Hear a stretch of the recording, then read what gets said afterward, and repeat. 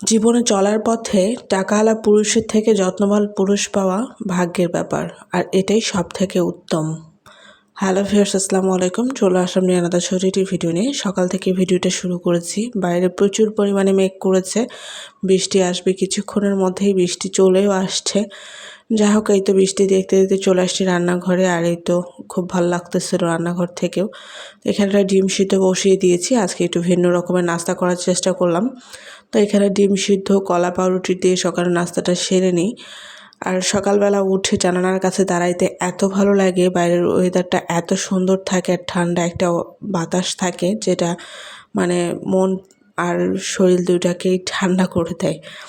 যাই হোক, এই তো নাস্তা করে চলে আসছিলাম মুরগি নেওয়ার জন্য। মাসের শেষ হইতে না হইতে ঘরে বাজার শেষ হয়ে গেছিলো, প্লাস বেতন পেতেও এই মাসে আমাদের অনেক লেট হয়ে গেছে, প্রায় 13 তারিখ পার হয়ে গিয়েছিলো। তো লাবিবের আব্বুর মধ্যে একটু দায়িত্ব জিনিসটা খুব কম। সে তার কাজকেই বেশি প্রাধান্য দেয়। এই জিনিসটা আমি বিয়ের পর থেকেই দেখে আসছি। বাসায় বাজার করার এ পর্যন্ত তার কোনো খবর নাই। আবার সে যে জিনিসগুলোর দায়িত্ব নিতে পারে না, সেগুলো যে বাসার মানুষের উপর দেবে সেটাও সে দেয় না।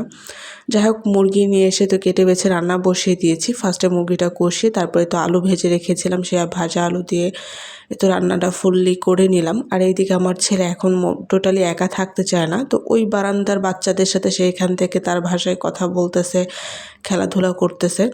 তো বিকালবেলায় তো তাকে নিয়ে একটু বাইরে চলে আসছি। তার চাচাতো বোন তারা বাবার অফিস কলিগের ফ্যামিলির সাথে আমরা একটু বাইরে বের হয়েছি।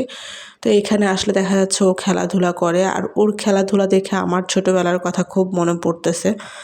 এইভাবে আমরাও কত দৌড়াদৌড়ি করেছি। যাই হোক, মাঝে মাঝে বাচ্চাদেরকে একটু বিনোদন দেওয়ার দরকার হয়। আমার ছেলেটা বাইরে বের হইতে পারলে খুব খুশি হয়। দেখেন কত খুশি সে। ওর খুশি মুখটা দেখলে আমার জানটা ভরে যায়। যাই হোক, বাসায় আসার পর বাচ্চাটা ঘুমিয়েছিল, ঘুম থেকে উঠে সে জিদ করতেছিল সে কিছু খাবে। তারপর তাকে এই ওভেনটা দিই, সেটা সে খাবে না। পরে এটা আমি খেয়ে ফেললাম, কি আর করবো।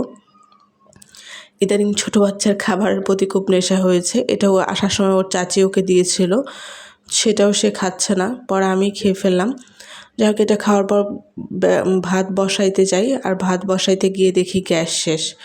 রোজার আগে গ্যাস নেওয়া হয়েছিল, এবার অনেক দিন গ্যাস গেল। তাহলে লাবিবের আব্বু আসলে আসতে আসতে অনেক রাত হয়ে যায়, প্রায় 12টা 12:30 বেজে যায়। পরে রাত্রে আর কিছু করার ছিল না, এদিকে তরকারিও রান্না ছিল। এখন কী করব, গ্যাস নেই, বসে সময়ও কাটতেছে না, মনও খারাপ। এদিকে পপকর্ন নিয়ে মা ছেলে পপকর্ন খাওয়া শুরু করলাম।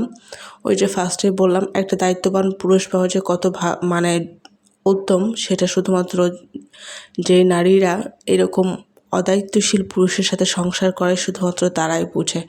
যাই হোক, পপকর্ন খেতে খেতে আমার ছেলে ঘরটা নোংরা করে ফেলেছে। এরকম একজন থাকলে আর কি লাগে।